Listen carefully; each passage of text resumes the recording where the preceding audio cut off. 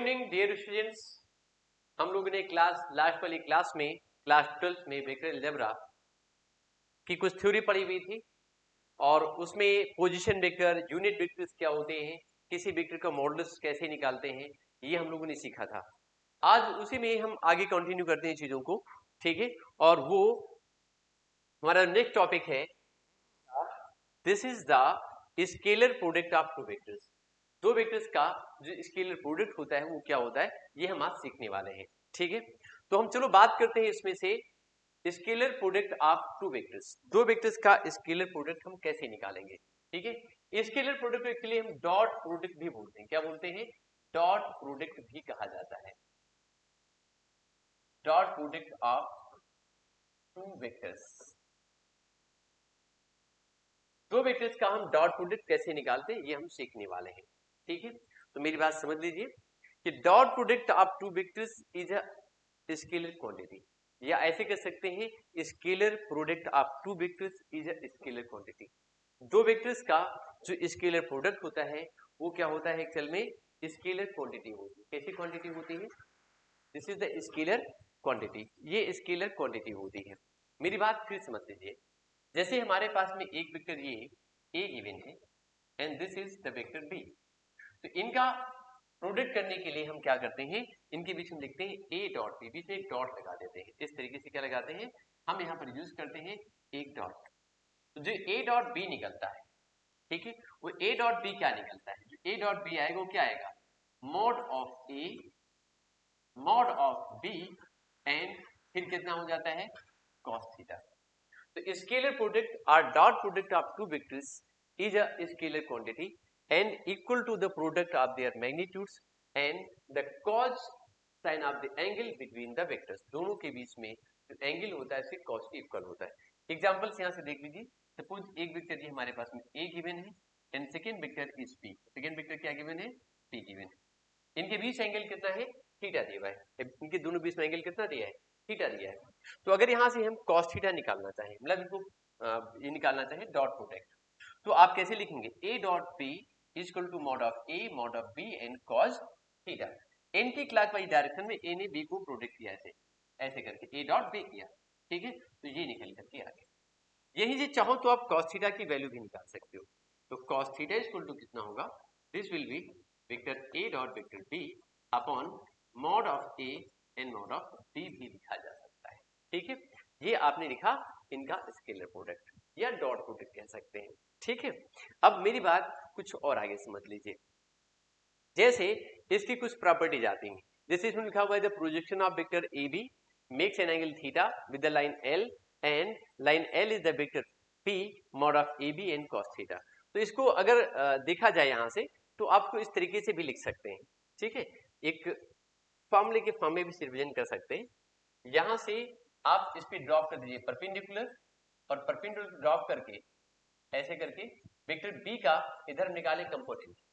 तो vector B का इधर जो कंपोनेंट आएगा that will mod of B and cos theta हो जाएगा। और इस इतनी लेंथ को अगर देखा जाए तो इसका मॉडुलस कितना होगा, ए होगा। तो मल्टीप्लाई करने पर क्या निकलेगा, ये mod of A and mod of B and cos theta, ये इसकी इक्वल हो जाता है। खैर ये तो अतिरिक्त बात हो गई, क्लियर। अभी हम इसमें बात करेंगे properties of the scalar product. जो स्केलर प्रोडक्ट होता है उसकी प्रॉपर्टीज क्या होती हैं, ठीक है। तो प्रॉपर्टीज ऑफ स्केलर प्रोडक्ट में हम देख सकते हैं, क्या देख सकते हैं, ये कॉम्युटेटिव रूल को फॉलो करता है। कॉम्युटेटिव रूल को फॉलो करता है मतलब जैसे पहला पार्ट हम लिखे यहाँ से vector A and dot vector B equal to vector B dot vector A होता है। Vector A dot vector B equal to कितना होता है, vector B dot vector A हो जाता है। मेरी बात कंफर्म हुई कि नहीं हुई? कैसे, इसको यहां से समझ लो। जैसे हम वेक्टर ए लिखते हैं और हम इसमें क्या करें, ये बीच में एंगल थीटा दिया हुआ है बीच में एंगल कितना है, ये बीच में एंगल कितना दिया है, दिस इज एंगल थीटा, ये थीटा दिया हुआ है, ये वेक्टर बी है। अब इसमें हम क्या निकालें, ए डॉट बी। अगर हम ए डॉट बी करेंगे, ए डॉट बी करने से निकलेगा mod of A and mod of B and cos theta, कितना हो जाएगा, cos theta.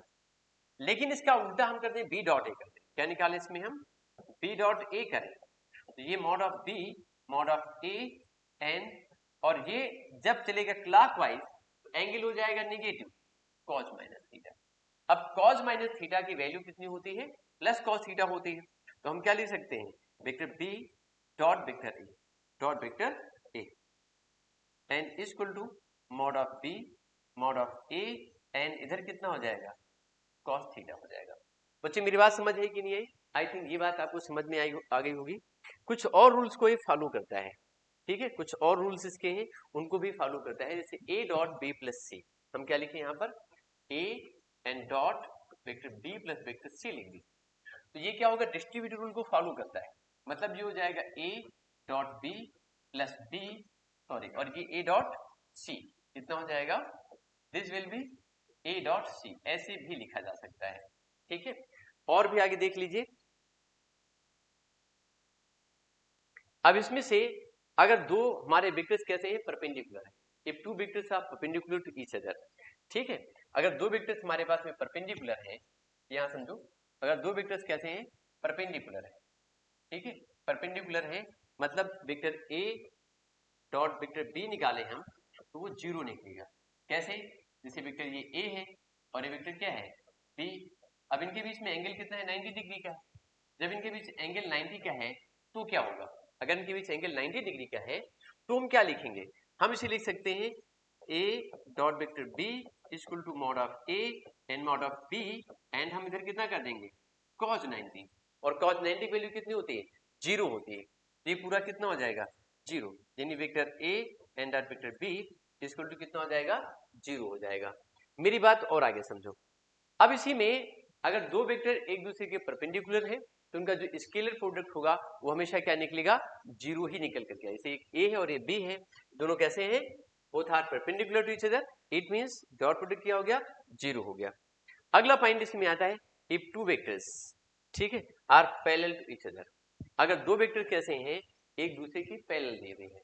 If two vectors are parallel to each other, अगर दो वेक्टर दूसरे के पैरेलल हो रहे हैं तो उस केस में क्या होगा? जैसे एक वेक्टर ये ए है and second vector is B. जैसे ये ए है और इसी के साथ सेकेंड वेक्टर हमारा क्या है? ये बी है। ये ए है और ये क्या है? बी है। ऐसे दिया हुआ है। ए और बी दो वेक्टर्स हमारे पास दिए हुए हैं। हम इनका ए डॉट बी निकालें। क्या निकालें? A dot B. तो इन दो पैरेलल वेक्टर्स के बीच में अगर हम आपसे एंगल पूछें तो इनके बीच एंगल कितना होगा? Angle between this two vectors will be 0 degree. इनके बीच एंगल कितना होगा? 0 होगा। Means mod of A mod of B and cos 0 degree. cos 0 कितना होता है? 1 होता है। Means mod of A and mod of B, और ये कितना होगा? Vector A and dot vector B. जितना निकल के आ गया, ठीक है।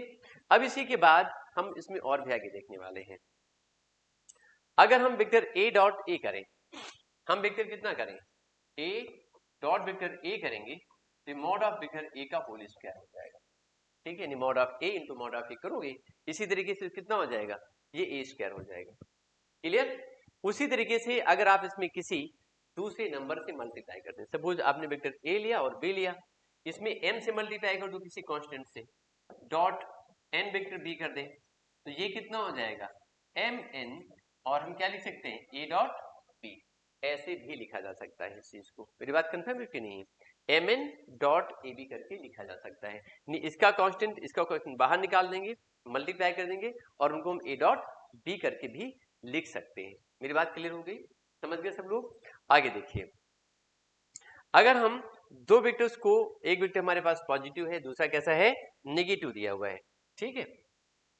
एक वेक्टर हमारे पास में कैसा है? पॉजिटिव है एंड अनदर इज नेगेटिव। एक पॉजिटिव है, कैसा है? नेगेटिव। जैसे वेक्टर ए है और दूसरा डॉट माइनस वेक्टर बी कर दें, ये कितना हो जाएगा? माइनस में वेक्टर ए डॉट वेक्टर बी हो जाएगा। उसी तरीके से अगर minus vector A and dot vector B दिया है तो माइनस में कितना हो जाएगा? वेक्टर ए डॉट वेक्टर बी। ऐसे भी लिखा जा सकता है। ये बोथ आर नेगेटिव वेक्टर्स। ये ए है और दूसरा क्या है? डॉट माइनस वेक्टर बी दिया है तो कितना होगा? प्लस में ये ए डॉट वेक्टर बी निकलेगा। ए डॉट बी दोनों पॉजिटिव निकल आएंगे। आई थिंक ये बात आप सबको समझ में आ गई। हम इसी तरीके से अगर a प्लस बी का होल स्क्वायर कभी निकालें, vector a plus vector B का होल स्क्वायर लिखा हो तो हम क्या लिख सकते हैं? समझिए मेरी बात को। सपोज ये ऐसे लिखा है, vector a and plus vector b, और इस पूरे वेक्टर का हम एक साथ क्या करें, मॉड लगा दो इसके, इसका होल स्क्वायर निकालना है, ठीक है। तो आप क्या करोगे, आप लिखोगे इसमें मॉड ऑफ वेक्टर ए का whole square plus mod of vector B का whole square and plus twice of vector A dot vector D, ऐसे लिख सकते हैं। मीन्स ये कितना हो जाएगा, A square plus B square plus twice of vector A and dot vector D, ऐसे भी रिप्रेजेंट किया जा सकता है। क्लियर? अगर ये निगेटिव है तो माइनस में चला जाएगा, अगर a plus B dot A minus B है तो ए स्क्वायर माइनस कितना हो जाएगा, बी स्क्वायर हो जाएगा। अब इसके बाद हम अगला पॉइंट पढ़ने वाले हैं, स्केलर प्रोडक्ट पढ़ लिया। स्केलर प्रोडक्ट में एक पॉइंट हमें अभी यहाँ पर और पढ़ना है, अभी हम उसकी भी बात करेंगे, अभी हम उसकी भी बात करने वाले हैं। जैसे scalar product of orthogonal unit vectors, अगर हमारे पास में ऑर्थोगोनल यूनिट वेक्टर्स हैं, पॉइंट से मेंशन नहीं है, मैं लिख दे रहा हूँ, स्केलर प्रोडक्ट ऑफ ऑर्थोगोनल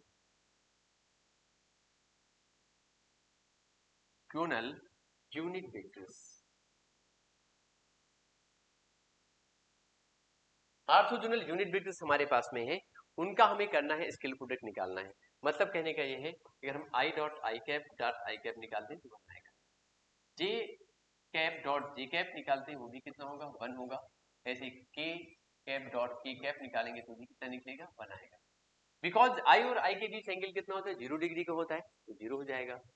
जे और जे के बीच एंगल कितना होता है, 0 डिग्री होता है, 0 हो जाएगा। ठीक है, लाइक दिस, इस तरीके से। वैसे ही अगर हम इसमें से आई डॉट जे निकालना चाहिए, क्या निकालना चाहिए, आई डॉट जे, तो I dot J equal to 0 होगा, बिकॉज आई एक्स एक्सिस को रिप्रेजेंट करता है और जे वाई एक्सिस को रिप्रेजेंट करता है। तो एक्स एक्सिस और वाई एक्सिस के बीच एंगल कितना होता है, 90 डिग्री का होता है। एक्स एक्सिस और वाई एक्सिस के बीच एंगल होता है 90 डिग्री का। तो जब हम इसको सॉल्व करेंगे तो mod of I mod of J and क्या करेंगे, cos 90, cos 90 हो जाएगा 0, मीन्स 0 हो जाएगा। उसी तरीके से हम क्या लिख सकते हैं, जी डॉट के करेंगे, ये भी कितना होगा, 0 होगा। ए डॉट आई करेंगे वो भी कितना हो जाएगा, 0 हो जाएगा, तो 0 निकल आएंगे। ठीक है, तो आई थिंक ये बात भी आपको समझ में आ गई होगी। इसका हम एक एग्जाम्पल भी आपको दे देते हैं, इसका एक एग्जाम्पल भी देख लेते हैं। ठीक है, इसका एक एग्जाम्पल भी देख लेते हैं, चेक करते हैं क्या है। सपोज हमको वेक्टर एक ए दिया हुआ है, वेक्टर ए दिया है इस तरीके से, आई के plus 2j cap and plus 3k cap, and vector B equal to T I cap plus 2j cap and plus क्या है 5 में k कैप। ठीक है, और हम vector a dot vector b निकालना चाहते हैं, तो इसको हम लिखेंगे i dot 2j and plus 3k and dot कितना करेंगे 3i plus 2j and plus कितना कर देंगे हम 5k कर देंगे। क्लियर? जब इसे हम डॉट करेंगे तो i को i से करने पर क्या निकलेगा, i को i से, देखो यहाँ पर करना क्या होता है, पहले हम सबको i से सबको करें, फिर j से करें, फिर k से करें। तो इतना लंबा न करके हम क्या करेंगे, हम सिर्फ i को i से करेंगे, j को j से करेंगे और k को k से करते हैं। जब हम i को i से डॉट करेंगे तो 3 1 जा 3 और ये कितना हो जाएगा, i डॉट i हो जाएगा। j को j से करेंगे तो प्लस में कितना हो जाएगा, 2 2 जा 4 and this is j dot j हो जाएगा। और फिर हम k को k से करेंगे तो आ जाएगा 15 और ये कितना हो जाएगा, k डॉट k निकलेगा। तो i डॉट i 1 होता है, j डॉट j भी 1 होता है और k डॉट k भी कितना होता है, 1 होता है। तो ये 15 4 19 और 3 कितना होगा, दिस इज 22, ये कितना हो जाएगा 22 निकल के आ जाएगा। इस तरीके से निकालते हैं, सभी से नहीं करते, i को i से करेंगे, j को j से और k को k से कर देते हैं। अब सपोज इसी में आपसे पूछ लेते हैं कि इनके बीच का एंगल बताओ, a और b वेक्टर्स के बीच का एंगल बताइए कितना होगा। तो इनके बीच के एंगल निकालने के लिए आप निकालते हैं मॉड ऑफ ए, क्या निकालते हैं इसका, मॉड ऑफ ए निकालते हैं। अब ए का मॉड निकालने का तरीका मैंने बताया वो था, यहाँ पर आई का कोएफिशिएंट कितना है 1 है, यानी 1 का स्क्वायर, जे का कितना है 2 मीन्स 2 का स्क्वायर हो जाएगा, और के का कितना है प्लस में 3 तो 3 का स्क्वायर मीन्स ये 4 और 5 और 9 कितना हो जाएगा 14, रूट 14 आ गया। वैसे ही मॉड ऑफ बी अगर हम निकालें तो मॉड ऑफ बी क्या निकलेगा, यहाँ से देखिए ये रूट में कितना हो जाएगा 3 का square and plus 2 square plus 5 square इसको टू रूट में कितना हो जाएगा 9 प्लस 4 प्लस 25। ठीक है, इसको सॉल्व करेंगे, ये कितना हो जाएगा 9 4 13 और ये 25, मीन्स रूट में कितना हो जाएगा, ये 38, कितना हो जाएगा, 38 आ जाएगा। अब मेरी बात समझिए, अगर हम इसमें से cos थीटा निकालना चाहें, क्या निकालना चाहें हम, cos थीटा निकालेंगे, मेरी बात समझे कि नहीं। तो हम फॉर्मूला क्या लिखेंगे, vector A dot vector B and upon mod of A and mod of B लिखेंगे। ए डॉट बी हमारे पास कितना है, 22 दिया है, मॉड ऑफ ए कितना है, जैसे root 14 and mod of B कितना है, दिस इज रूट 30, ठीक है, 30। तो ऐसे लिख सकते हैं, ठीक है। और यहां से और भी सॉल्व कर सकते हैं, तो थीटा इक्वल टू कितना हो जाएगा, cos inverse 22 upon root 14 and root कितना लिखेंगे हम, 38, ये वैल्यू आ जाएगी, दिस इज द वैल्यू। ये हमने वैल्यू फाइंड कर ली इनके बीच की। मेरी बात समझ आई कि नहीं आई। अब उसी तरीके से यहाँ पे हमने अभी तक पढ़ा हुआ है ये स्केलर प्रोडक्ट। अब इसमें हम पढ़ने वाले हैं क्रॉस प्रोडक्ट या वेक्टर प्रोडक्ट, ठीक है। नेक्स्ट टॉपिक इसमें हम जो पढ़ने जा रहे हैं, this is the cross product और द वेक्टर प्रोडक्ट। से पढ़ेंगे क्रॉस प्रोडक्ट या फिर क्या पढ़ेंगे, वेक्टर प्रोडक्ट पढ़ेंगे। देखिए हमारी बात को, ठीक है, इस बात को समझते हैं आगे, ठीक है, इस बात को समझेंगे। क्रॉस प्रोडक्ट और वेक्टर प्रोडक्ट। अब ये क्रॉस प्रोडक्ट या वेक्टर प्रोडक्ट क्या होता है, इसको समझो।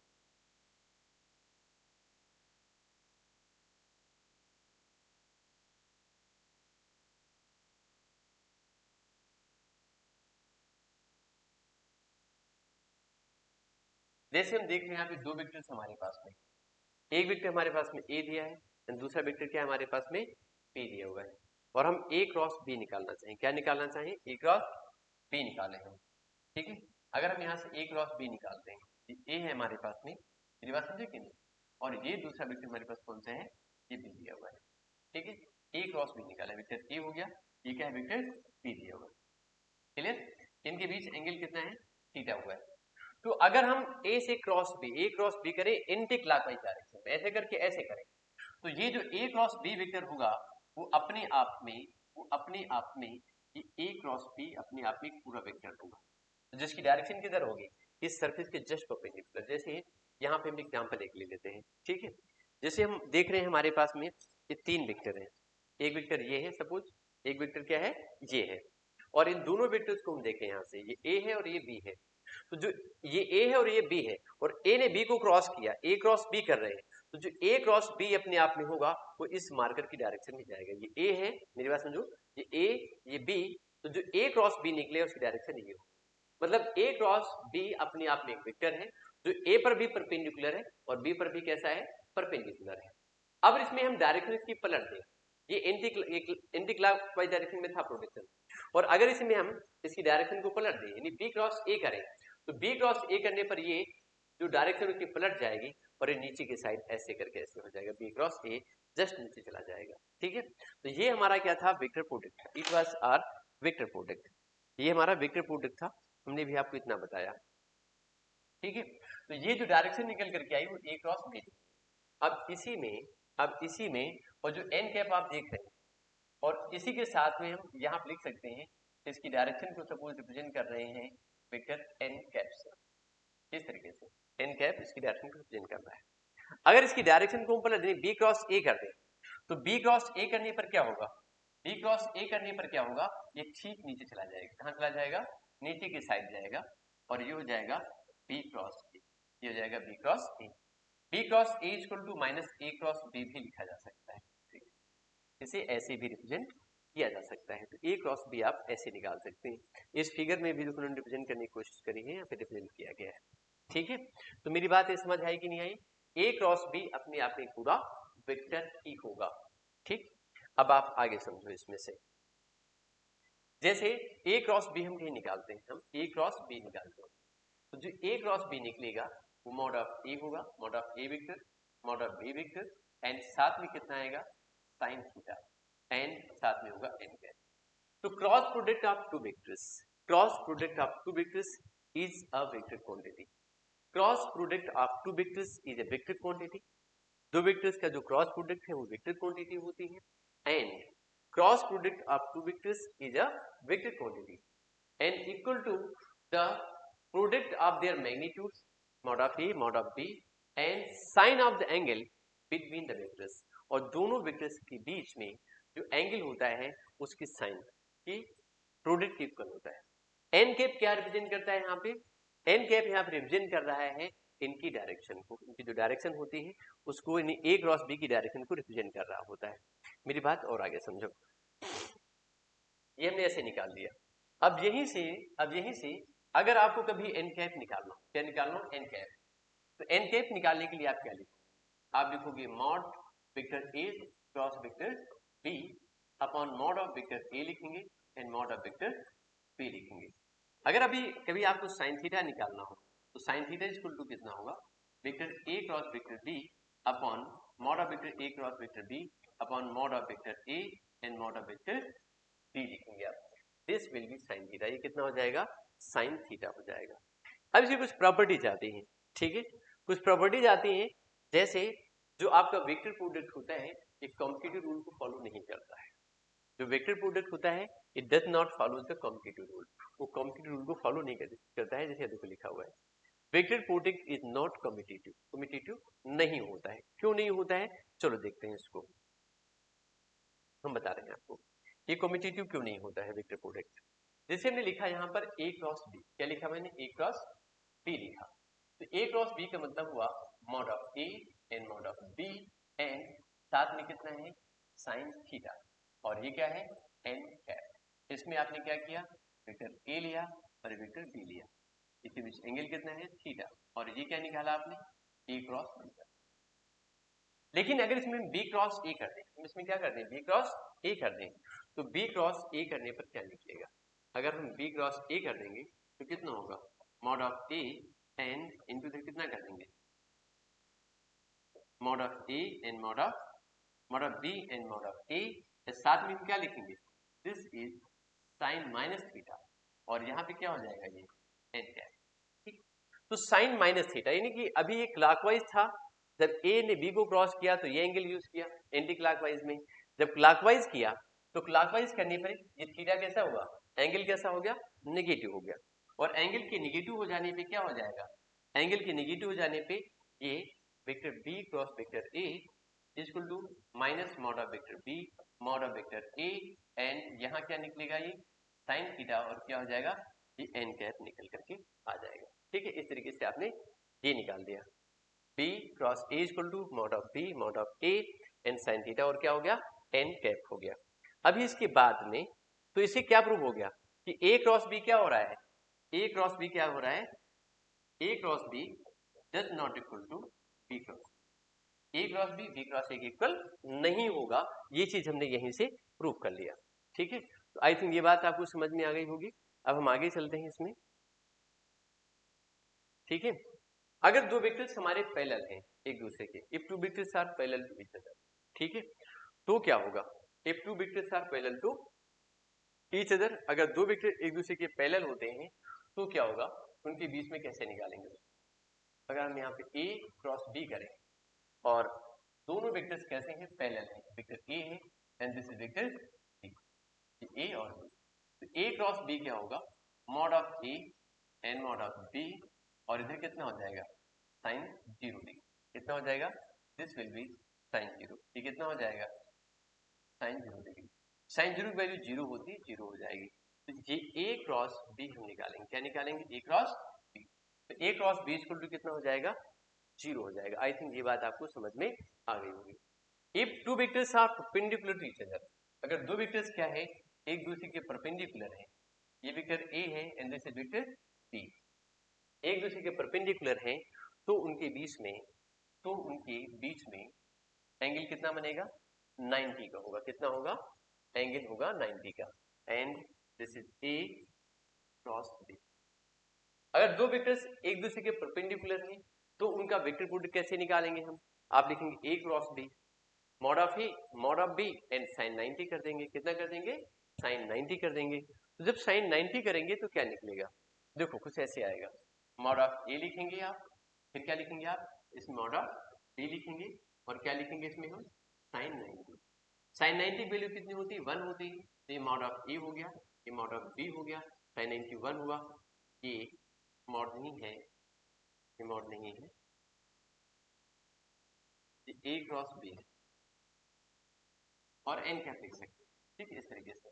तो ये ए क्रॉस बी जब करेंगे तो इस तरीके से निकलेगा, डायरेक्शन तो उसमें होगी लेकिन साइनेटिक वैल्यू 1 हो चुकी होगी, ठीक है। तो आई थिंक ये बात भी आपको समझ में आ गई होगी। अगर हम कभी एक साथ वेक्टर ए और बी के साथ में, वेक्टर ए और बी के साथ में हम क्या करें, दो अलग अलग इस तरीके से हम क्या करें, we are taking just two different constant with A and B. Suppose इसके साथ हम लैम्डा वेक्टर ए कर दें and cross mu vector B कर दें, ठीक है। तो ये हो जाएगा lambda mu and this is A cross B, इस तरीके से भी रिप्रेजेंट करके लिखा जा सकता है, ठीक है। अभी ये इसमें देखना है कि डिस्ट्रीब्यूटिव रूल को फॉलो करता है कि नहीं करता है, ठीक है। तो vector product is distributive over addition, addition पे डिस्ट्रीब्यूटिव होता है। कैसा होता है, एडिशन पर ये डिस्ट्रीब्यूटिव रूल को फॉलो करता है। कैसे फॉलो करता है, समझो हमारी बात को। जैसे यम वेक्टर ए लिखें एंड क्रॉस यहाँ कितना करें, vector B plus vector C लिखें, यहाँ पर बी प्लस सी लिखा हुआ है, तो एडिशन पे डिस्ट्रीब्यूट हो जाता है, vector A cross vector B हो जाएगा and plus vector and, vector यहाँ पे कितना हो जाएगा, vector A and cross vector C भी निकल आएगा, ठीक। तो ऐसे कर सकते हैं। ये vector product is distributive over the subtraction, ये सब्ट्रैक्शन भी कैसा होता है, ये आपका डिस्ट्रीब्यूटिव रूल को फॉलो करता है, ठीक है। सब्ट्रैक्शन में सपोज यहाँ पर माइनस होता, सपोज यहाँ पर क्या होता, माइनस होता, ये माइनस का साइन कर दो, यहाँ पर भी क्या हो जाता है, ये माइनस हो जाता, इस तरीके से। तो ये जो आपका सब्ट्रैक्शन होता है वहां पर भी ये डिस्ट्रीब्यूटिव रूल को फॉलो कर लेता है, ठीक है। आगे चलते हैं।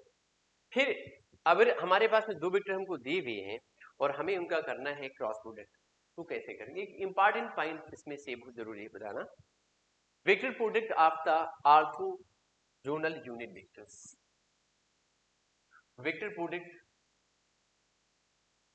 वेक्टर प्रोडक्ट ऑफ ऑर्थोगोनल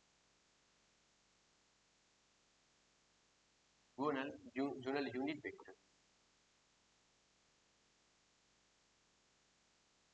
अब सपोज वेक्टर हमको आई दिया है और दूसरा आई से क्रॉस करना है, वेक्टर आई क्रॉस आई जब करेंगे हमेशा जीरो निकलेगा। आई क्रॉस आई करने पर जीरो क्यों आता है, बिकॉज आई और आई के बीच एंगल कितना होता है, 0 डिग्री का होता है। जब आई और आई के बीच एंगल 0 डिग्री का होगा तो उस केस में क्या होगा, साइन जीरो भी आएगा, साइन जीरो कितना हो जाता है, 1 हो जाएगा, सॉरी 0 हो जाएगा, because mod of I sine zero, sine zero mean zero. ऐसे ही अगर हम जे क्रॉस जे करेंगे तो जे क्रॉस जे करने पर कितना होगा, जीरो होगा, और हम ए क्रॉस ए करते हैं तो भी क्या निकलेगा, जीरो निकलेगा। बट अगर इसमें हम आई क्रॉस जे कर दें, कितना कर दें, आई क्रॉस जे कर दें, तो हमेशा एक थर्ड वेक्टर बचेगा ए, ठीक है। जैसे हम ऐसे समझ लो कि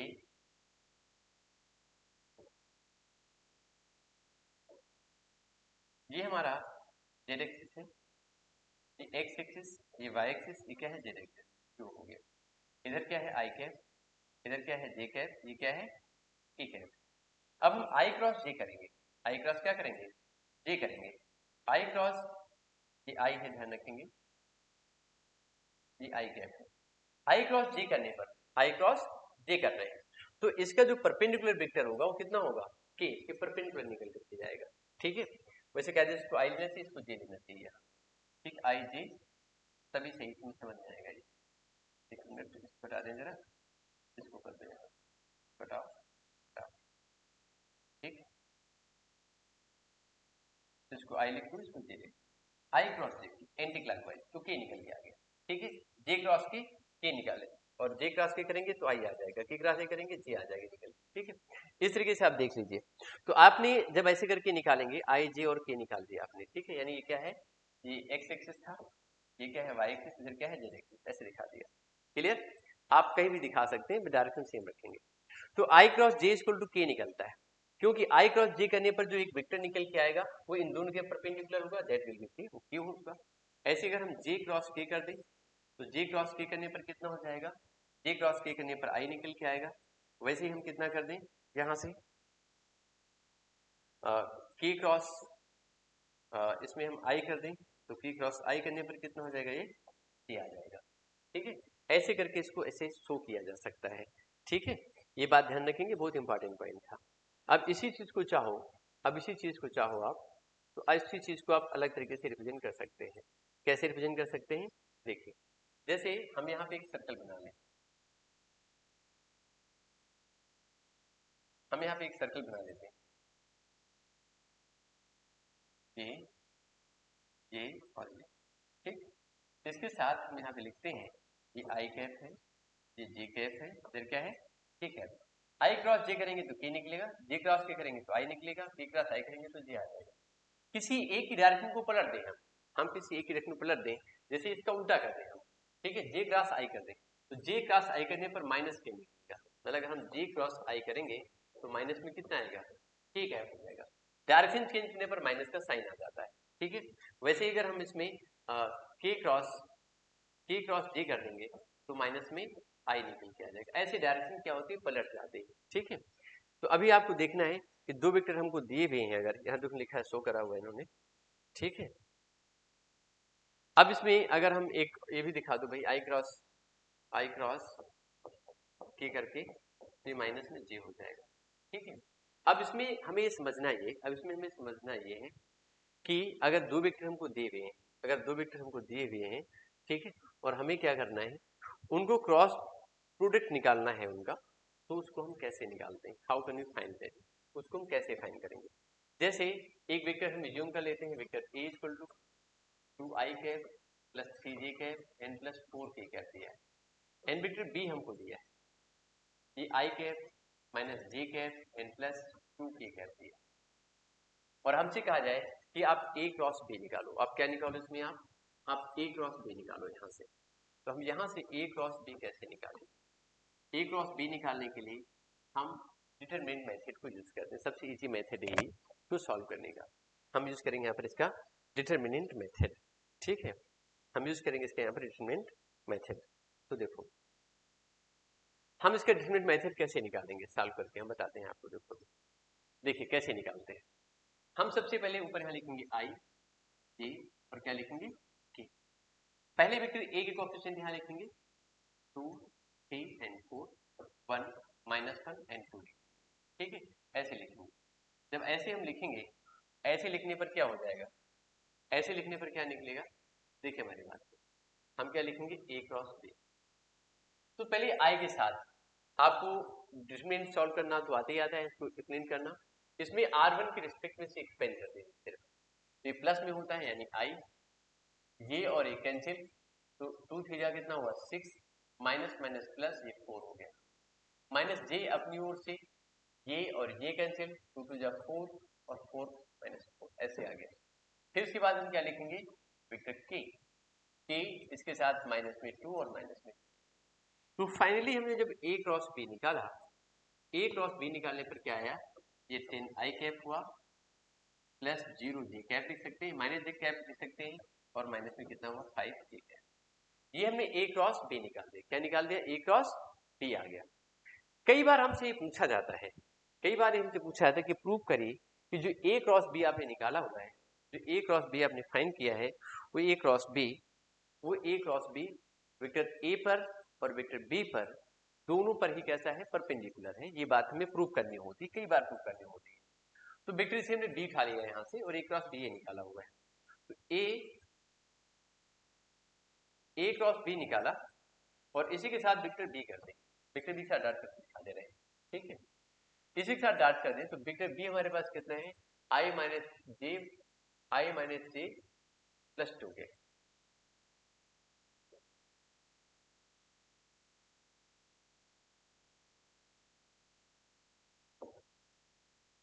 जस्ट वेट, ये वैल्यू निकाली थी 10 I plus 0 J and minus 5 and dot ये I minus J and plus 2, शायद यही था वेक्टर बी की वैल्यू। फिर करना पड़ेगा आई माइनस जे प्लस 2। थोड़ा सा टेक्निकल इशू कभी कभी आ जाता है, आई माइनस जे प्लस 2 के, ठीक है, आई माइनस जे प्लस 2। अब इसके साथ इसको हम डॉट करेंगे, क्या करेंगे, इसके साथ इसको हम डॉट करेंगे। इसका जब हम डॉट प्रोडक्ट निकालेंगे, तो क्या निकलेगा, देखिए आई को आई से करने पर 10 और I dot I J, zero के साथ जे होगा तो प्लस में क्या हो गया, ये माइनस में हो जाएगा, एंड माइनस में कितना हो गया 10 एंड ई डॉट। ये आप देख रहे हैं 10 माइनस 10 मतलब कितना आ गया 0। तो आपने देखा कि जो ए क्रॉस बी निकाला था वो जो बी वेक्टर दिया है, इनका जब हम दोनों का डॉट कराते हैं तो डॉट कराने पर क्या आ जाता है, डॉट करने पर हमको वही वेक्टर मतलब 0 मिल जाता है। तो 0 मिल जाने के कारण क्या रीजन हुआ, इससे ये प्रूव हो जाता है कि बोथ आर परपेंडिकुलर, तो इसमें दोनों कैसे हैं, एक दूसरे पे कैसे हैं, परपेंडिकुलर है। ठीक है, इसी में हमसे पूछा जा सकता था कि आप यहाँ पर बताइए इनके बीच का एंगल कितना है, तो साइन थीटा निकालते। ठीक है, इसी में हमसे पूछ सकते थे कि बताइए इनके बीच का एंगल कितना है, तो mod of A cross B निकालते। क्या निकालते उसके लिए हम mod of A cross B निकालेंगे। क्या निकालेंगे, mod of A cross B. हम mod of A cross B निकालेंगे। क्या निकालेंगे, mod of A cross B निकालेंगे। ये क्या हो जाएगा, mod of A cross B निकालेंगे तो ये क्या निकलेगा, ए इतना दिया है मतलब कितना होगा 10 का होल स्क्वायर प्लस 0 का होल स्क्वायर और फिर कितना हो जाएगा -5 यानी 5 25 हो जाएगा। तो अभी कितना हो गया, दिस इज 125। ये कितना आ गया, mod of A cross B आपने, ए क्रॉस बी आपने कितना निकाल दिया 125, मतलब कितना होगा 5 एंड रूट 5 कितना हो जाएगा 5 रूट 5 निकाल दिया। आई थिंक मेरी बात समझ आई ना बेटा। अब हम इसमें से मॉड ऑफ ए, हमको साइन थीटा चाहिए थी, क्या निकालना था इनके बीच में, साइन थीटा निकालना था, तुमने mod of A cross B निकाल दिया। अब मॉड ऑफ ए निकालेंगे, मॉड ऑफ बी निकालेंगे। ठीक है, तो मॉड ऑफ ए और बी के लिए हमें पूरा सिस्टम को नीचे लाना पड़ेगा। इसी क्वेश्चन देखो कहीं दिया होगा हमने mod of A and mod of B निकाल के, कहीं निकाला होगा, ए और बी कहीं दिया गया होगा, ये दिया था, ये क्वेश्चन लिखा है। तो यहीं पर आप निकाल दो mod of A mod of B. अगर यहीं पर हम मॉड निकाल दें इनका तो मॉड से क्या निकलेगा, ये रूट में कितना हो जाएगा 4 + 9 + 16, 16 4 20 मतलब कितना लगेगा √29 आ जाएगा। 4 16 20 और प्लस 9 29। और इसका मॉड निकालेंगे, जब इसका मॉड निकालेंगे तो इसका मॉड क्या निकलेगा, इसका मॉड निकल के आएगा, इसका मॉड निकलेगा 1 + 1 + 2 + 4, रूट में 6 आएगा, कितना आ जाएगा 6, तो √29 √6। देखो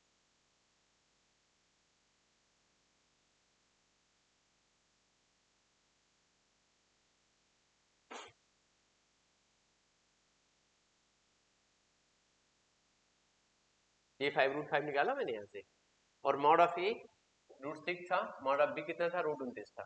ठीक है, मॉड ऑफ बी शायद √6 निकला था। तो साइन थीटा का हमने फॉर्मूला लिखा था आपके सामने, साइन थीटा लिखा था हमने mod of A cross B, लिखा भी है सामने, mod of A cross B upon mod of A and mod of B, ऐसे लिखा है। तो mod of A cross B हमने 5 √5 निकाला हुआ है। मॉड ऑफ ए कितना निकाला हुआ है, मॉड ऑफ ए हमारे पास में है, मॉड ऑफ बी कितना है √6 है, मॉड ऑफ बी कितना हमारे पास में है, जैसे कितना है √29, यहाँ से मल्टीप्लाई कर दो, this is the sign theta. ये क्या है, साइन थीटा है। तो थीटा इक्वल टू कितना हो जाएगा, this will be sine inverse and ये 5 √5 अपॉन √6 एंड रूट कितना कर देंगे हम 29। आई थिंक ये बात आपको समझ में आ गई होगी। ठीक है, अब इसके बाद में हम अगर इसी डायरेक्शन में से पूछा जाता है यूनिट वेक्टर बताओ, क्या बताना है आपको, यूनिट वेक्टर आपसे पूछा जाता कि ए क्रॉस बी में जो एन कैप निकालते हैं ना, सामने में लिखा होगा एन कैप, लिखा था ना हमने कि एन कैप कैसे निकालते हैं, एन कैप इक्वल टू था A cross B upon mod of A cross B. ठीक है, ए क्रॉस बी हमने जो निकाला था उसको A cross mod of A cross B से डिवाइड कर दीजिए। जैसे इसी को देखो यहाँ पे, इसी में देखो ए क्रॉस बी हमने जो निकाला हुआ है वो ये है, ए क्रॉस बी निकाला गया है वो ये निकला हुआ है, ये है ए क्रॉस बी, यहाँ देखो ये ए क्रॉस बी लिखा हुआ है। तो ये जो ए क्रॉस बी लिखा है हमने यहाँ पे, ये ए क्रॉस बी लिखा है, इसी को हम क्या करेंगे mod of A cross B से डिवाइड कर देंगे। तो mod of A cross B कितना आया 5 √5 आया है। ठीक है, तो ये पूरी वैल्यू कितनी हो जाएगी, this whole value equal to N cap, ये कितना हो जाएगा एन कैप हो जाएगा, ये एन कैप निकाल देंगे। ठीक है, अब यहाँ से 5 कॉमन भी हो जाएगा, जब 5 कॉमन होकर डिवाइड करोगे तो कितना आ जाएगा 2i cap minus J cap, sorry के कैप है, माइनस के कैप माइनस माइनस में के कैप अपान कितना हो जाएगा, दिस इज √5, ये आ जाएगा। ठीक है, तो आई थिंक ये बात भी आपको समझ में आ गई। अब उसके बाद में हमारा अगला पॉइंट, उसके बाद हम एक पॉइंट और चेक करते हैं area of parallelogram and area of triangle, triangle और पैलोग्राम का हम एरिया कैसे निकालते हैं, हम इसकी भी बात करने वाले हैं। ठीक है, चलो देखते हैं। कुछ और भी पॉइंट इसमें गिवन है but those are not in your syllabus, आपके सिलेबस में नहीं उन पॉइंट्स को, कुछ यहाँ पे पॉइंट्स इनको चेक करेंगे हम। और फिर क्या है, सेंट्राइड वगैरह दिया है सेक्टर।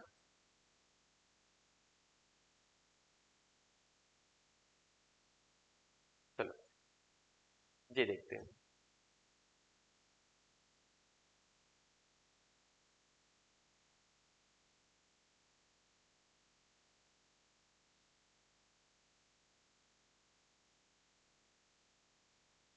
जी देखिए, अब हम बात करेंगे इसमें एरिया की बात करेंगे। हम किसकी बात करेंगे, तो we talk about the area. ठीक है, हम एरिया की बात करने जा रहे हैं, किसकी, कौन सी एरिया की बात करने जा रहे हैं, अब हम बात करने जा रहे हैं किसी के एरिया की, किसी ट्रेंगल के एरिया की। ठीक है, तो ट्रेंगल का एरिया निकालने का फॉर्मूला होता है 1/2 mod of A cross B. मेरी बात फिर समझ लीजिए, ट्रेंगल का एरिया होता है, एरिया ऑफ ट्रेंगल होता है, एरिया ऑफ ट्रेंगल ये होता है 1/2 mod of vector A and cross vector. जैसे सपोज ये हमारे पास एक ट्रेंगल है, ये पॉइंट ओ है and this point is A and this point is, ये वेक्टर ए को रिप्रेजेंट कर रहा है and this side represented vector, समझ गए मेरी बात को। तो इसका जो एरिया निकलेगा, इसका जो एरिया निकलेगा, इसका जो एरिया होगा ट्रायंगल का, वो ट्रायंगल के लिए कितना होगा 1/2 mod of A cross B. तो कॉन्स्टिट्यूट जो एडिशन साइड है यहाँ पे, उन दोनों साइड्स के प्रोडक्ट का मॉडुलस निकालते हैं, 2 से डिवाइड कर देते हैं and this will B area of the triangle. अब ऐसे ही अगर हमें पैलोग्राम का एरिया निकालना है, क्या निकालना है, suppose we find the area of a parallelogram. अब हमें कोई ऐसे पैलोग्राम गिवन है और उस पैलोग्राम का हमें एरिया फाइंड करना है, लाइक दिस कुछ vector A B C and D दिया हुआ, और ये वेक्टर हमने ए से रिप्रेजेंट किया गया है, ये वेक्टर कितना है, यहाँ से बी रिप्रेजेंट किया गया है। ठीक है, तो आप इसमें कैसे करेंगे, क्रॉस प्रोडक्ट आप टू एडिशन साइड, दो एडिशन साइड दी हुई है। ठीक है, तो आप इसी का दो एडिशन साइड यानी ए बी और ए सी से जो वेक्टर रिप्रेजेंट किए जा रहे हैं उनका निकालेंगे आप cross product and that will be vector A cross vector B. और ये क्या हो जाएगा, एरिया ऑफ पैरेललोग्राम, ये पैरेललोग्राम क्या हो जाएगा, एरिया हो जाएगा।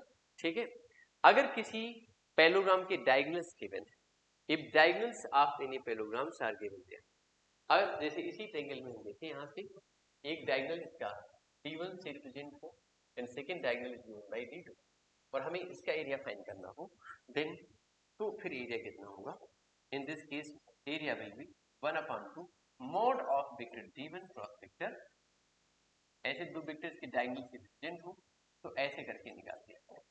मेरी बात समझ आई कि नहीं आई, ऐसे देख लीजिए। अब एक और इम्पॉर्टेंट पॉइंट इसमें है, एक और इम्पॉर्टेंट पॉइंट हमारे पास में यहाँ पर है। ठीक है, अगर दो किसी ट्रायंगल के तीनों वर्टेक्स की पोजीशन वेक्टर गिवन, ठीक है, if the position vectors are given, अगर पोजीशन वेक्टर्स गिवन है, ठीक है, अगर पोजीशन वेक्टर्स गिवन है तो आप क्या करोगे, जैसे ट्रायंगल ऐसे दिया हुआ है, ये ट्रायंगल है ए बी एंड सी, और आपने यहाँ पे ओरिजिन मालूम O है, तो O के रिस्पेक्ट में सपोज इसका पोजीशन वेक्टर A मालूम है, इसका कितना मालूम है, B मालूम है and this vector is C, ऐसे मालूम, पॉइंट O गिवन है और हमें फाइंड करना है इस ट्रायंगल का एरिया। तो एरिया ऑफ दिस ट्रायंगल, जब इसका हम एरिया निकालेंगे तो ये कितना हो जाएगा, this will B 1/2 mod of A cross B and plus vector B cross vector C cross, ये कर देंगे। ठीक है, ये किसका आ गया, ये इसका एरिया आ गया। ठीक है, और आगे मेरी बात समझ लो, बाकी के जो टॉपिक्स इसमें है वो तो इसमें देख नहीं रहा है, ये जो सिलेबस में होंगे आपके यहाँ से।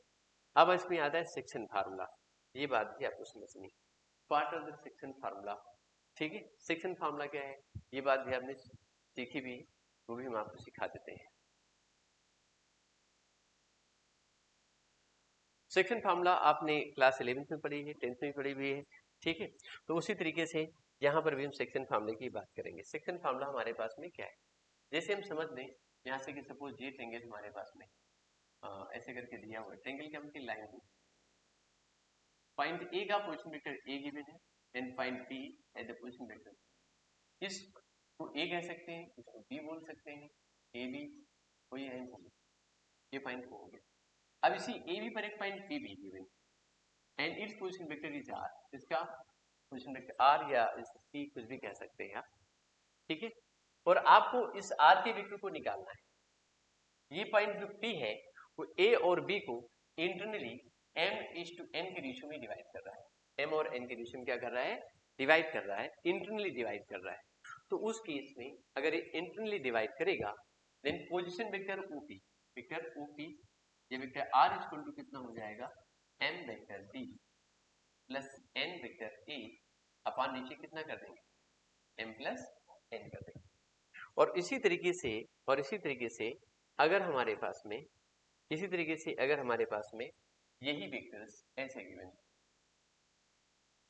एक वेक्टर ये a है एंड सेकंड वेक्टर है b, इसका वेक्टर a गिवन है, इसका वेक्टर b गिवन है एंड ये वेक्टर यहाँ पे इसको हम ज्वाइन करा दें, ये वेक्टर r हो गया। तो जो AC की लेंथ है AC इक्वल टू m है और BC इक्वल टू कितना है, n गिवन है।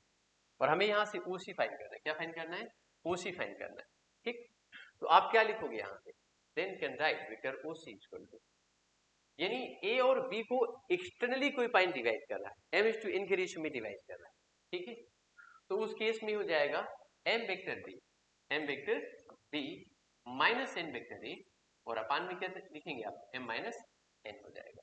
ये आपने इस तरीके से फाइंड कर लिया, ठीक है। आगे देखिए,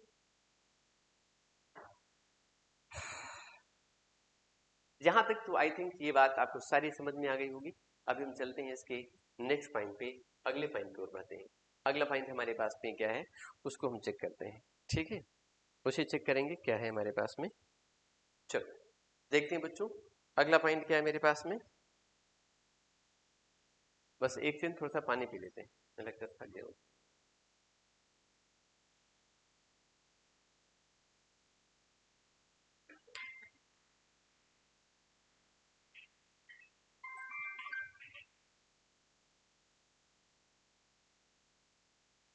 तो अभी आप देखो अगला पॉइंट हमारे पास में क्या है, यहाँ तक तो आई थिंक समझ में आ गया होगा आपको। हम अब इसमें आगे क्या करने वाले हैं,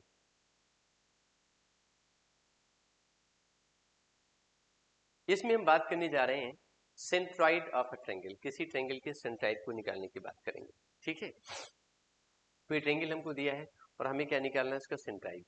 तो centroid of a triangle how can we find, हम कैसे फाइंड कर सकते हैं, ठीक है। अ, हम किसी वेक्टर के सेंट्रॉइड को हम कैसे फाइंड कर सकते हैं, हमारी बात को समझ लीजिए। ट्रायंगल इसमें दिया है कोई, तो सेंट्रॉइड बताया जाए। कुछ और पॉइंट इसमें दिए हुए हैं जो हमें थोड़ा सा एक्सप्लेन करने हैं। देखो हमारी बात को समझो भाई, जैसे कोई ट्रायंगल आपको दिया है, सेंट्रॉइड मालूम करना है आपको। ट्रायंगल ऐसे गिवन है, ABC करते हैं, E B एंड C, और ओरिजिन के रिस्पेक्ट में पॉइंट A का जो पोजीशन वेक्टर है वो OA इक्वल टू, सपोज ये वेक्टर A गिवन है and vector OB equal to कितना है, वेक्टर B है and vector OC equal to कितना है, वेक्टर C गिवन है। वेक्टर कितना है, C गिवन है और हमें इसका सेंट्रॉइड मालूम करना है। Then how can we find its centroid, vector OC जब आप निकालोगे OC इक्वल टू कितना लिखेगा, A plus B and plus C अपान कितना कर देंगे, C कर देंगे, ठीक है। ये बात भी आसान सी है, तो इसमें कोई सी खास दिक्कत नहीं है। अगर हमें कभी दो वेक्टर दिए हुए हैं, ठीक है, और दो वेक्टर्स जो दिए हैं उन दोनों वेक्टर्स को प्लस करना है। सपोज हमें एक वेक्टर ये R1 गिवन है, इस तरीके से वेक्टर क्या है, we have given a vector R1 और R1 इक्वल टू गिवन है like x1 i cap plus y1 j cap and plus z1 k cap and vector R2 equal to आपको मालूम है x2 i cap plus y2 j cap and plus Z2 k cap, ऐसे मालूम। और हम इसमें से R1 प्लस R2 निकालना चाहें तो दोनों को प्लस करने पे हम I के कंपोनेंट से I के कंपोनेंट को ही प्लस करेंगे। मतलब यहाँ क्या लिखेंगे, x1 plus x2 I cap, यहाँ से क्या होगा y1 plus y2 and this is k cap and यहाँ कितना होगा z1 प्लस z2 एंड यहाँ कितना कर देंगे हम, this is k cap. x1 minus x2 करेंगे, तो x1 माइनस x2 करने से हम उनको क्या कर देंगे, माइनस कर देंगे। ठीक है, आगे देखिए, अगर हम कभी डायरेक्शन रेशियो और डायरेक्शन कॉस साइन निकालना हो, ठीक है, कैसे निकालेंगे, this is also very important point. ठीक है, ये भी काफी इंपॉर्टेंट पॉइंट है, उसको समझते हैं।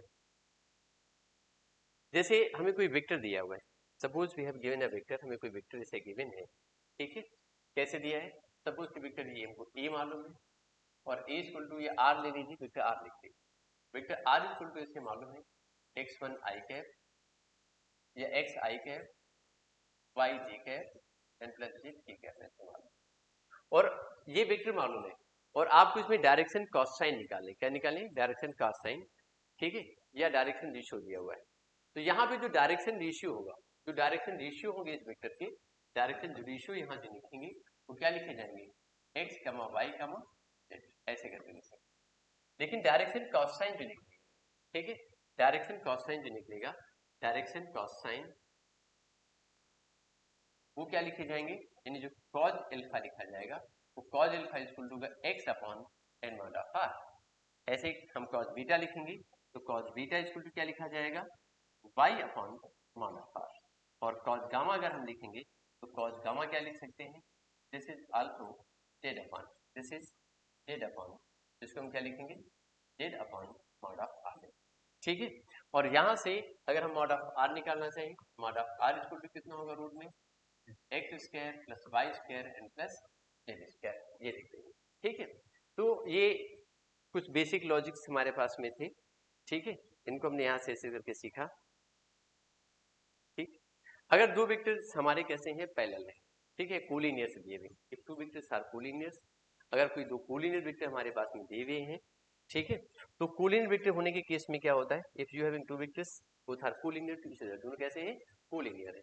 जैसे वेक्टर हम R1 को लिखते हैं, और R1 कितना है, this is x1 i cap plus y1 j cap n plus z1 k cap, and vector R2 equal to given है x2 i cap plus y2 j cap n plus z2 k cap, and both are collinear, दोनों कैसे हैं, collinear दिए गए हैं। तो यहाँ पर इसका मतलब ये हुआ कि vector R1 equal to lambda vector R2 है। ठीक है, ऐसे लिख सकते हैं आप। ठीक है, और जब रेशियो आप इसका निकालेंगे, तो x1 upon x2 equal to y1 upon y2 equal to z1 upon क्या कर देंगे आप, z2 इक्वल टू कितना कर देंगे, रेशियो के लिख दिया जाएगा। ठीक, और आगे देखिए, हम इसमें एंगल वगैरह निकालना आपको सिखा चुके हैं पहले से ही, कैसे निकालते हैं। ठीक है, अब ये रेशियो भी हमने शायद आपको बताया हुआ था कि अगर कोई वेक्टर हमें दिया हुआ है, उसके कंपोनेंट बताने हैं। ठीक है, तो एक पॉइंट और इसमें है, this is also very important, ये ऐसे दिया हुआ है, ऐसे करके देखिए, components of A vector along and perpendicular to vector a and b of two vectors, the component of b along the perpendicular vector a is given by a dot b upon mod of projection निकालना, तो कहते हैं projection निकालना है आपको। जैसे vector a और b दिए गए हैं, वेक्टर a का b की साइड में अगर हमें निकालना है प्रोजेक्शन, ठीक है, तो प्रोजेक्शन कैसे निकाल सकते हैं, इसमें a dot b upon mod of a का होल स्क्वायर इनटू a कर देते हैं। मेरी बात को समझ लीजिए, component of a vector along and perpendicular the vectors a and b, example देखना है, if a and b be two vectors then the components of b along and perpendicular to vector a। ठीक है, b का a के parallel, मेरी बात समझ रहे हैं, the component of b along and perpendicular to a, clear. जैसे ये आप वेक्टर a देख रहे हो और ये क्या है, b दिया हुआ है, क्लियर, इनके बीच एंगल कितना है, थीटा है। तो B का जो A के पैरेलल कंपोनेंट जाएगा, इसमें जो कंपोनेंट इसका निकलेगा, B का A के पैरेलल जो कंपोनेंट निकलेगा, that will B A dot B, ये कितना होगा, vector A dot vector B upon mod of vector A का होल स्क्वायर, ये ऐसे हो गया। और इसी के जो परपेंडिकुलर निकलेगा, यानी A के जो परपेंडिकुलर, ये कैसे हो जाएगा, ये पैरेलल है। ठीक है, this is parallel, sorry parallel components, और ऐसे ही परपेंडिकुलर,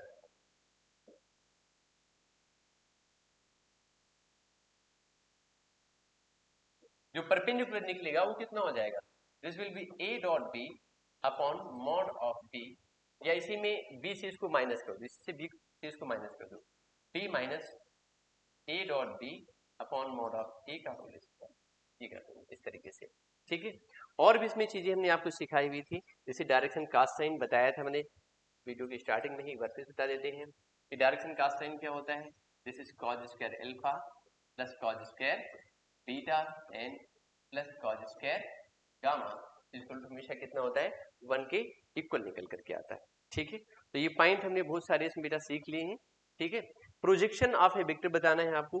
प्रोजेक्शन का मतलब होता है projection of vector a on the vector b is given by, vector ए का वेक्टर बी पर जो प्रोजेक्शन होता है वो कैसे निकालते हैं, ठीक है। This will be vector A and b cat, this will be A dot and vector B upon mod of vector, clear. या आप ऐसे कह सकते हैं vector A dot vector B upon mod of vector B. तो vector ए का जो B पर प्रोजेक्शन होता है तो गिवन बाय दिस फॉर्मूला, इस फॉर्मूले से। एक सारे फॉर्मूले जब आप लाएंगे यहाँ पे, इनको किस तरीके से यहाँ पर यूज करेंगे, आप कैसे यूज करेंगे, क्वेश्चंस में यूज करेंगे, तो आपको चीजें ज्यादा क्लियर हो जाएंगे, ठीक है। तो हमें लगता है कि हमने इसकी जो क्लास 12th सीबीएसई में जितनी थ्योरी है वो लगभग शायद हमने इन वीडियो में कवर कर ली है। नेक्स्ट क्लास में हम इसके क्वेश्चंस करेंगे, ऑब्जेक्टिव क्वेश्चंस करेंगे इसके, और ऑब्जेक्टिव क्वेश्चन करने के बाद में try to do some more questions, और भी क्वेश्चन करने की हम लोग कोशिश करेंगे, ठीक है। तो बच्चों मिलते हैं फिर हम आपको अगली क्लास में। ओके बाय बच्चों, थैंक यू।